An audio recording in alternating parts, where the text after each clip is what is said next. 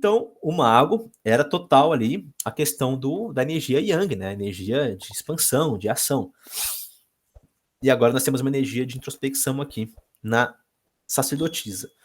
Como vocês podem ver aqui, em cima está escrito a sacerdotisa, né? E na carta, no desenho da carta, está escrito a alta sacerdotisa. Como eu falei, os nomes variam muito, né? Vocês vão ver ela como Papisa, que na verdade era o nome original dela, né? Papisa. E vão ter outras também, tá? E isso segue em todas as cartas, tá? Mas eu gosto de chamar de a sacerdotisa, por isso eu coloquei lá em cima, tá? E embaixo, como sempre, eu coloco o caminho da Cabala, né? Da árvore da vida, que é Terra Tiferet. E eu coloquei Daat entre parênteses, porque ela passa por Daat, que é aquela esfera inexistente, né? E ela está associada à Lua, como a Tami já percebeu na própria imagem. Então vamos lá.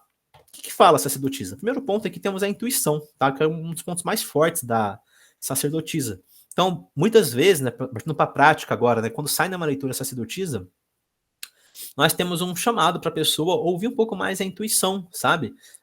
Parar de tentar colocar razão em tudo. O que é ouvir a intuição? É aquilo que você sente no primeiro momento, sabe? Você viu a pessoa, você fala assim, putz, gostei dessa pessoa. Aí passou 5 minutos, você começa a pensar, ah, mas não sei não, não sei não. Você começa a criar um monte de probleminhas mentais a respeito daquela pessoa. Mas a sua primeira intuição foi muito genuína, muito forte. Só que logo depois você jogou a racionalidade em cima. Então, a sacerdotisa é esse princípio da intuição, sabe? A primeira coisa que acontece ali, que você sente no seu coração que é aquilo, é a voz da sacerdotisa falando para você, tá? Porém, a gente tem que ter muito tato para separar também a intuição da presunção, que seria a oitava negativa da alta sacerdotisa. Você começa a presumir todas as coisas, você começa a achar que você está sempre certo, por exemplo, porque você tem uma intuição muito aflorada e é isso e aquilo.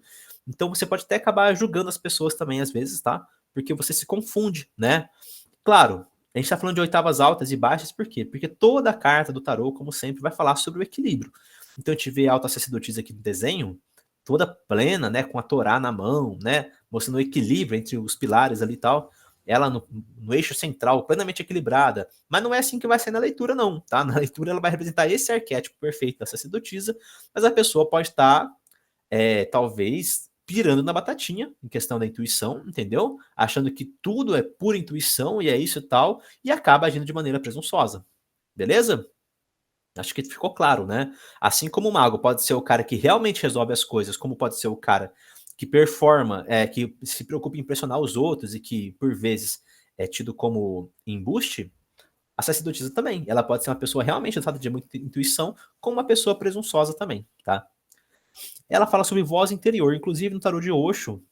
O tarô de Osho ele é bem curioso, tá, gente? É um tarô surrealista, tá? Não sei se vocês lembram daquela aula sobre tipos de tarô, né? Surrealista, transcultural, moderno, clássico. O Osho é um tarô surrealista e ele renomeou todas as cartas do tarô, tá? E essa sacerdotisa ela chama Inner Voice, voz interior. Então, quando a gente se propõe a fazer um diálogo com a sacerdotisa, a gente faz justamente isso. A gente tira um tempinho para ouvir aquela vozinha que tá dentro da gente. Por exemplo, você pode chegar pro seu consulente e falar o quê quando sai sacerdotisa, dependendo da questão, da posição dela e tudo mais. Eu costumo falar isso para os consulentes, né? Por exemplo, tô fazendo uma consulta aqui com a Marina. Eu falo, Marina, existe uma Marina dentro de você querendo conversar com você. Existe uma vozinha aí dentro querendo ser ouvida. Sabe? É essa voz interior. É isso que você precisa parar um pouco para ouvir.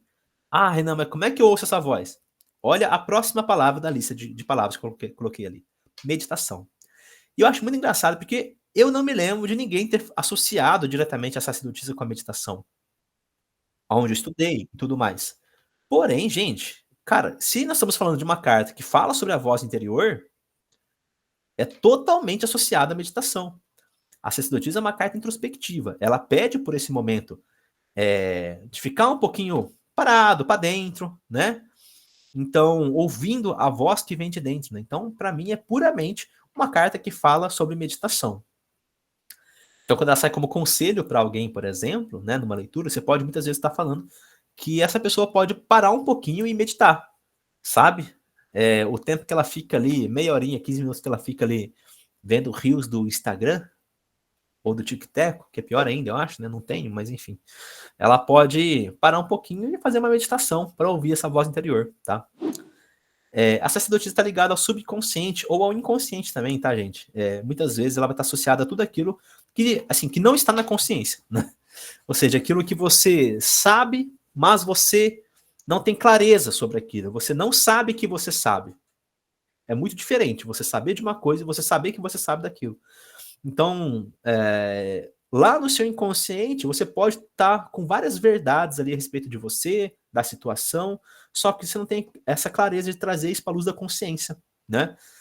E ela vai falar sobre tudo isso que está nesse lado de fora da consciência nossa, seja no subconsciente ou no inconsciente, tá? Nossa, legal que você falou também, que a roupa dela lembra Iemanjá também, né? E tem essa água, o vestido dela vai virando uma água, né? Bem legal. Então, tudo que está no lado oculto, vamos lembrar disso, ó. Nós temos uma carta no tarô que fala muito sobre aquilo que está oculto, que é a carta da lua. A sacerdotisa é outra carta, ok? Mas perceba como ela está diretamente ligada à lua. Até se você ver lá em cima no canto superior esquerdo, eu coloquei o caminho da árvore da vida e coloquei na frente o quê? Lua. Porque a relação astrológica dela é com a lua. Não tá ligado a um signo ou a um planeta, qualquer outra coisa, um elemento, está associado à Lua.